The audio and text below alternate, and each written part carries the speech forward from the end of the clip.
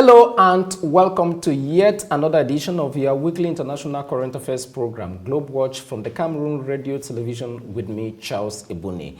Trading for the pilot phase for the African Continental Free Trade Area for the 7 countries is underway.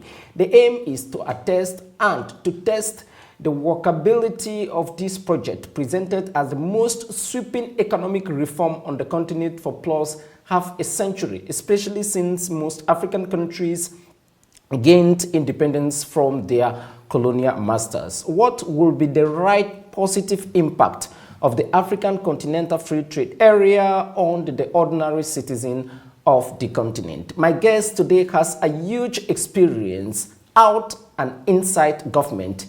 She was the former finance minister of Nigeria and a senator.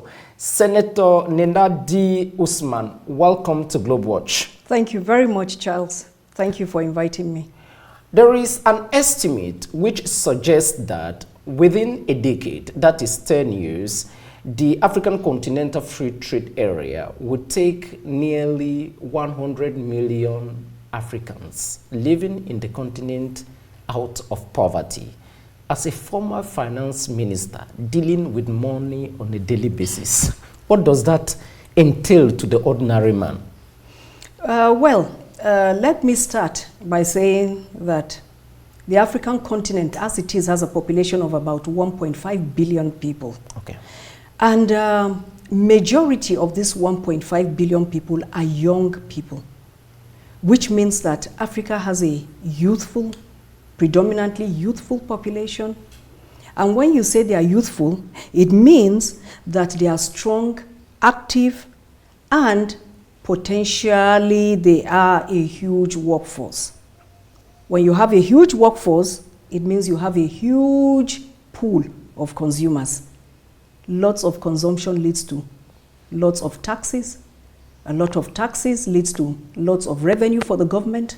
When government has revenue, then it can use that to not just pay wages, but also provide basic amenities for the people. And as they pay wages, the people then use it again for consumption. So it's like a circle. It's a circle that goes round and round and round and round. So sincerely, I think with the population we have and the right policies like the African Continental Free Trade Area, if well implemented, we stand a lot to gain as Africans.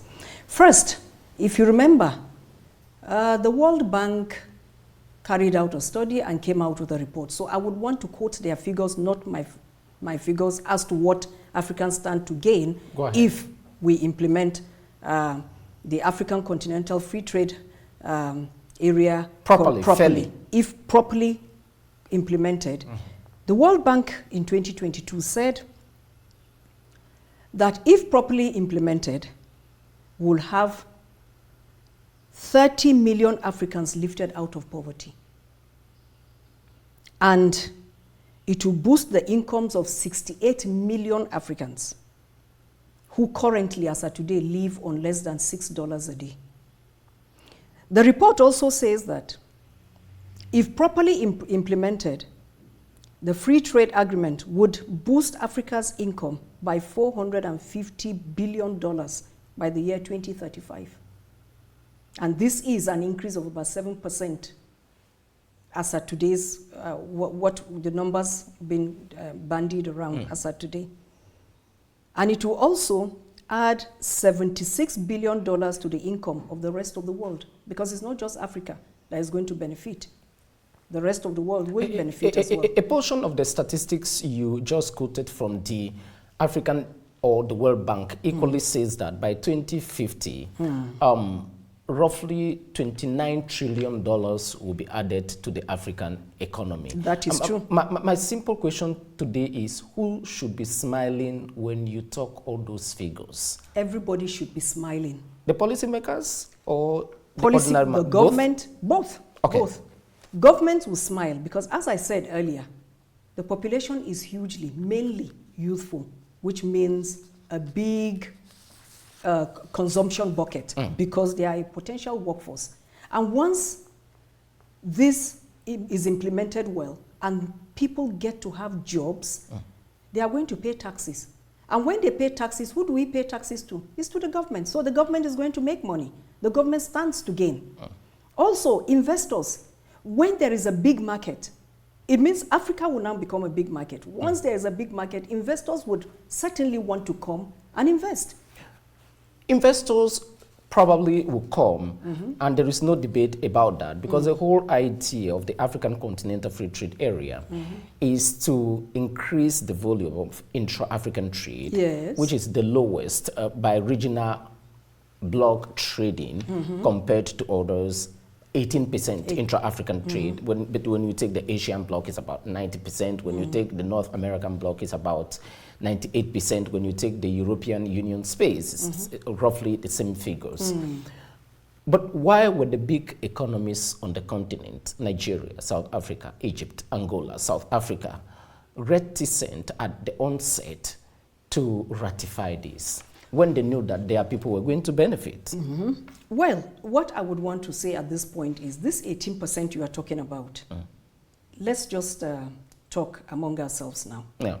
It is quoted as 18% because most of the trade that goes on among us is undocumented, it's informal, it's done below the radar. Yeah. Which means the various countries' bureaus of national statistics don't capture those numbers. Okay. And once these numbers are not captured, it's not reflected in what numbers the government uses. And how do we solve that problem? We solve that problem by having things like pre-shipment inspection programs put in place. Okay. Which means every product that leaves, let's say, Cameroon to Nigeria, or leaves Nigeria to Cameroon, exporters are encouraged to come and register the products with the pre-shipment inspection agent so that the quality, the quantity, the value, the source, and where it's heading to is captured. Okay.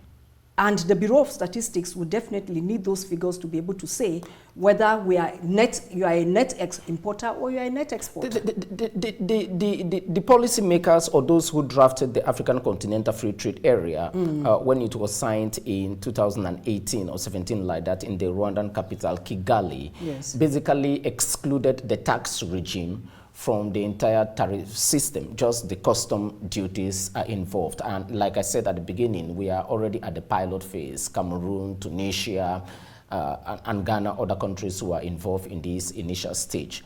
As a former finance minister, somebody, as a legislator too, because you sat in the Nigerian Senate for some time, what inspired such a framing of a document that we are not going to involve taxes, but just the custom duties?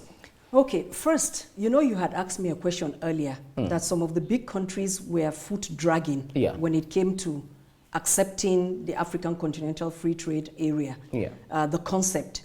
I think they weren't looking at the big picture. They most probably were looking at just the picture of how do we protect our industries, because they believed that their industries were bigger and better developed than the smaller economies within Africa. But you also must look at, you know, political issues come in.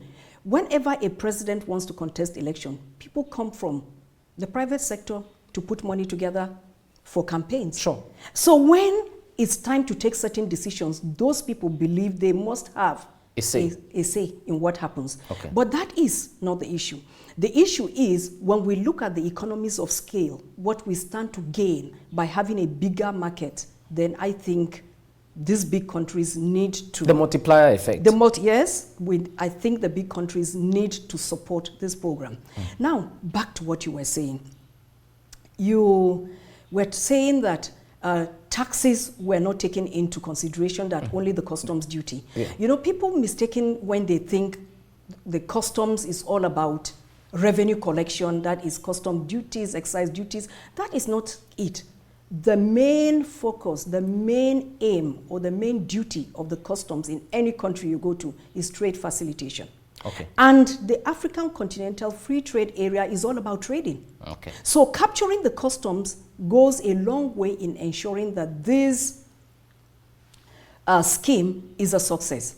You said in your opening remarks that most African countries became independent and now sovereign nations. Every sovereign nation you see has its own peculiar way of taxation. So if you want to capture that, right now, ab initio, to say that tax has to be involved is going to be very, very complicated. Okay. Because you cannot come to me as a foreign nation, for example, and say, dump your taxation system and pick mine. No. Neither would you. To harmonize with how many countries are in the AU?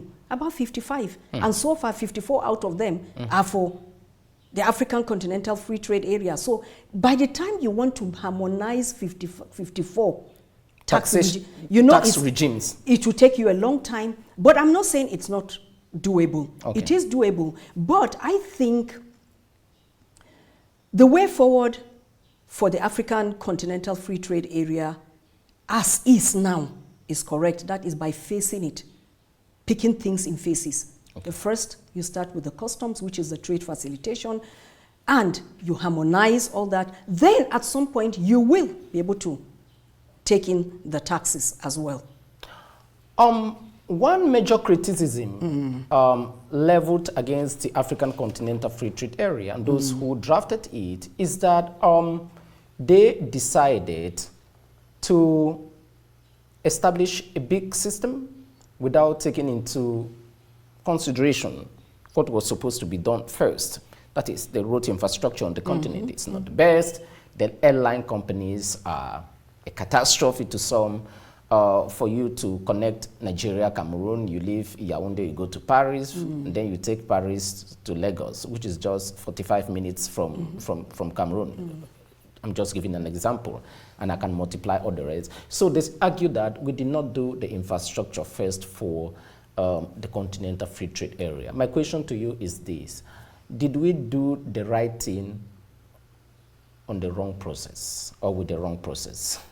Well, I think it's more like a chicken and egg issue. Which comes first? Is it the chicken or the egg that comes first?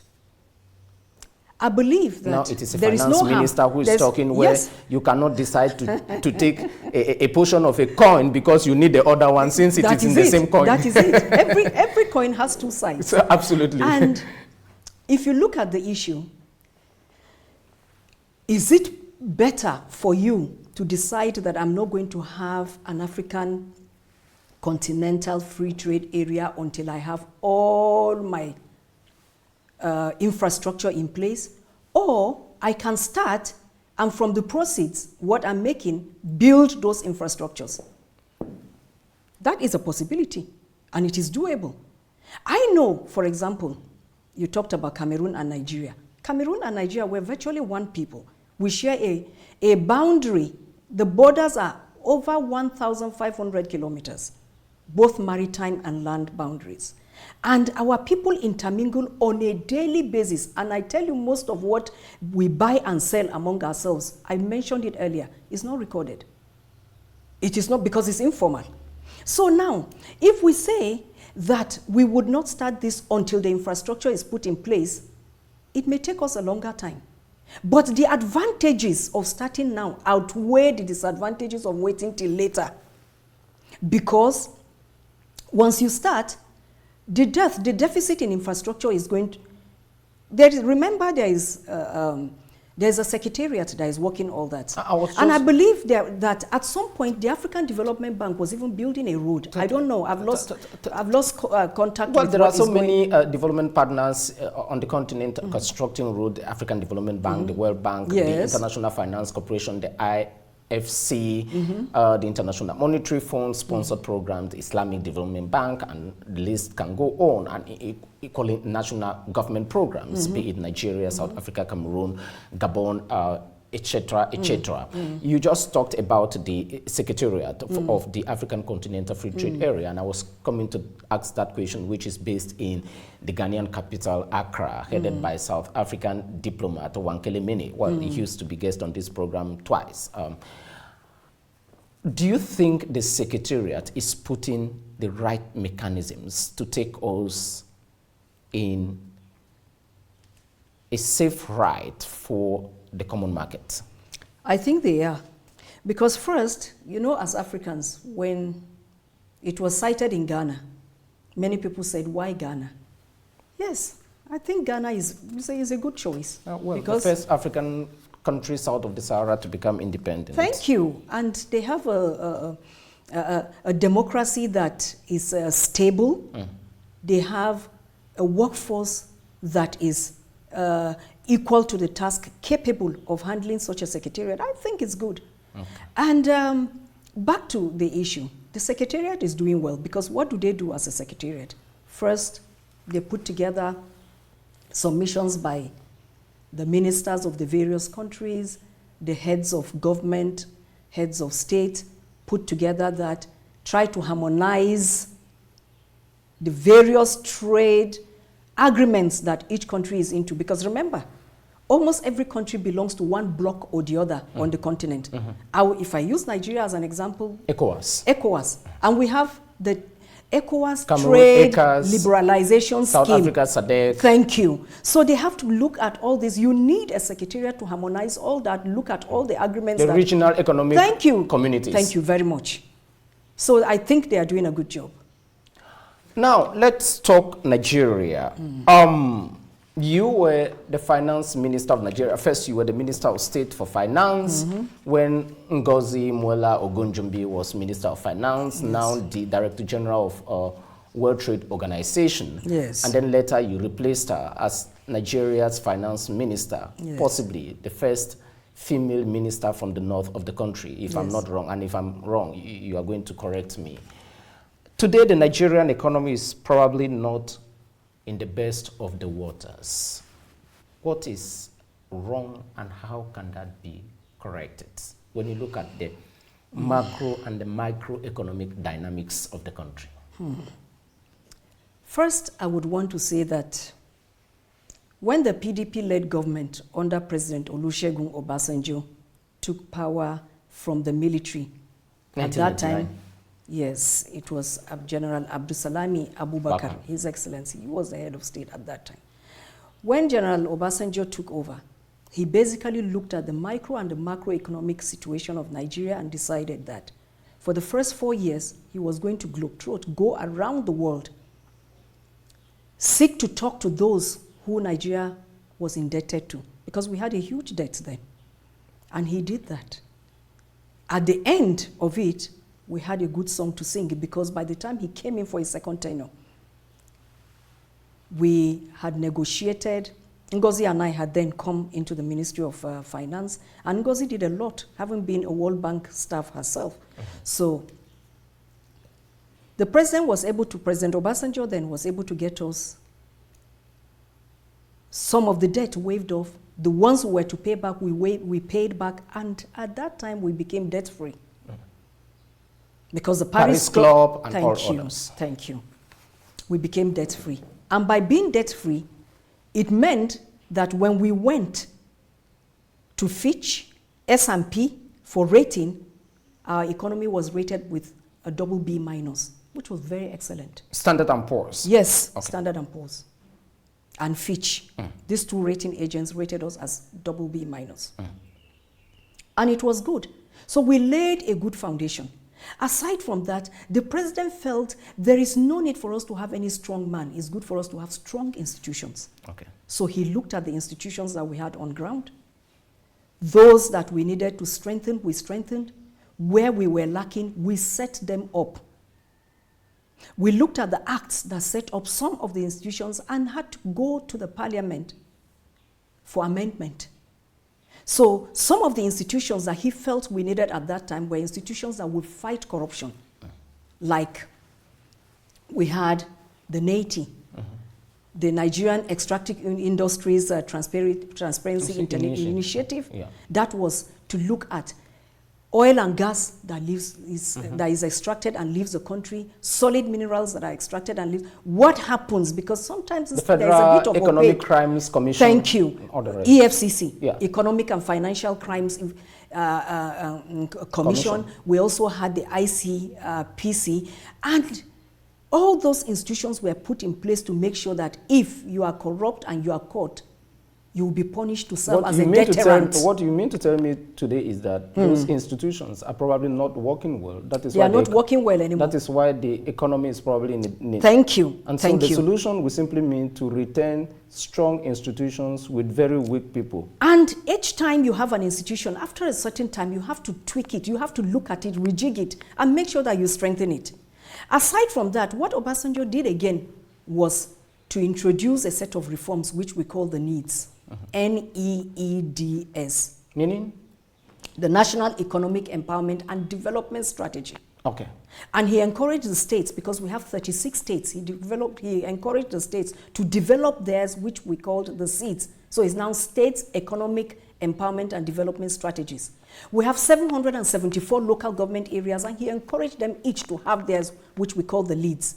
And all that, the goals were 1, wealth creation, 2, employment generation, 3, poverty reduction, and 4, value reorientation. And with that, we set a firm foundation for our economy to be built on. And it did well. Now, if you remember, Nigeria had an overhang where people were working, and when they retire as pensioners, they were not being able to be paid. He felt that was a huge problem, because that also could encourage corruption. If you know that when you retire, you'll be left with nothing, you would want to steal while on the job. So a pension scheme was established? Yes, we had a pension reform.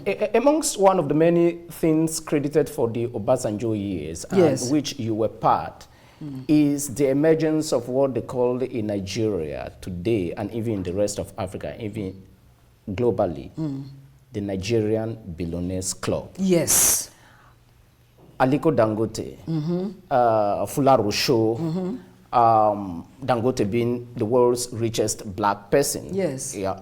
All these people, Tony Elumelu, Rubio, Adenuga, are Nigerian billionaires created by the Obasanjo presidency. Yes. Amongst the key policymakers, Nenadi Usman, finance minister at the time. I just want you to give me a snap picture of how that decision was made by the government to produce the billionaires. Thank you. President Obasanjo at that time, as a fallout of the NEEDS, I told you we had the NEEDS reform, wealth creation, employment generation. He decided that, how about if he picks a minimum of 5 people, creates the enabling environment for them to go into businesses. Meanwhile, we de-emphasize government being in business, because government has no business being in business. What government should do is to be a policy creation organization where you create the right policies, work out the right, create an enabling ground, a level playing field, help people to develop and take over businesses. And those billionaires were created using government policies, and the intention is for them to further go back, create employment, How create did it wealth. even happen? And did you hold a meeting with them? Did you take money and give them, this No. is money? Did you detax them? What actually happened? what happened was the president called them, and each of them he asked them, I know you are doing this and this in this area. Like Dangote, for example, he was into commodities. Okay, if you are into commodities, sugar, flour, and all those things that people eat on a daily, cement, people use on a daily basis, what can we do to help you so that your business will grow far bigger, so that you can employ more people? And you know, I said it at the beginning, the more people you have employed, the more revenue goes to government by way of taxes. Okay. Even consumption, the more people are employed and have money to buy stuff, government gets a part of it, and they now can use it to do whatever they want to do, to provide amenities and all that. Yeah. So the president now went one by one, spoke to them, and the enabling environment for them to become what they are today was put in place. Some, it was tax holidays. Some, it was by import prohibition of products that they were producing. Okay. Others, it was to jack up the duties, so that if you want to import, say beer, for example, if you were to import beer into Nigeria, the custom duty attached to it will make your beer so expensive that it's better for you to buy beers from Nigeria breweries. And those in the banking sector, like Elumelu, what happened to them? What like, we did Access Bank was and all what others. we did was we looked at the act, the Central Bank Act. We had amendments. There was what we call the banking capitalization, where the capital base of the bank was jacked up. So banks that were too small and couldn't meet up that had to merge. And you know, the bigger the size of your business, the more your profit, because we are not looking at you and the making, larger the size of the market. That is it, at the market. We are not looking at you making one huge bullet profit in one thing, but we are looking at you making small profit from over 200 million people. And if you look at economies of scale and you also look at turnover, if you are making 1 naira from 1 million people a day, you know that's 100 million. You know what I mean? Absolutely. But if you want to make 50,000 from only 2 people a day, that's 100,000. And then to the entertainment industry, what did you people do? Because you decided to make the Nigerian movie industry the most consumable on the continent, Davido and all the rest as musicians. I must say that after we left, we started the process, but by the time we left, Eradua and President Goodluck Ebele Jonathan They continued. Okay. And it got to so a there point was continuity. where there was continuity because it was the same political party, the PDP. Okay. So Goodluck Jonathan was able to even have a foundation. He had a fund, raised a fund to encourage the entertainment industry. He also continued where we started with agriculture, because I told you about the needs. I told you the goals, but I didn't tell you the key areas we focused on. One of the key areas was agriculture, manufacturing, health, because it's only a healthy man that can be a healthy worker. And so Goodluck Jonathan continued, and luckily he had the right minister at that time, Akin Adesina. Akin Adesina looked at food security. The current president of the African Development Bank. So you see, at the end of the day, he was rewarded by being the president of the African Development Bank. Finally, now that you are out of government, you see things from a different perspective. Yes. The global economy is probably in a very difficult situation. What actually, in about 40 seconds, do you tell those who meet you privately or publicly for an advice? Well, I think on how to run the economy. I think if I look at Africa, I will start by looking at Africa. I think for Africa, we need to have one single economy, one single currency, and we need to have the African Monetary Fund, which is we are one big, huge market. And secondly, we need to, in the words of a Cameroonian brilliant economist, Dr. Chattat, we need as Africans to consume what we produce and produce what we consume. For Nigeria, my country, we need to fix the policy, the politics, and we need to fix security issues. Because whatever you do, the politician that comes in, he makes policies that affect your income, taxation, everything that concerns you. And without any peaceful environment, you cannot produce. Productivity will be zero. So security needs to be improved in all. Thank you very much. And with that, we conclude the interview. Senator Nenadi Usman, former Nigerian finance minister, thank you very much indeed for being guest on my program. Thank you very much. Thank you, Charles. You are welcome. Thank you for inviting me. You are welcome. Thank you.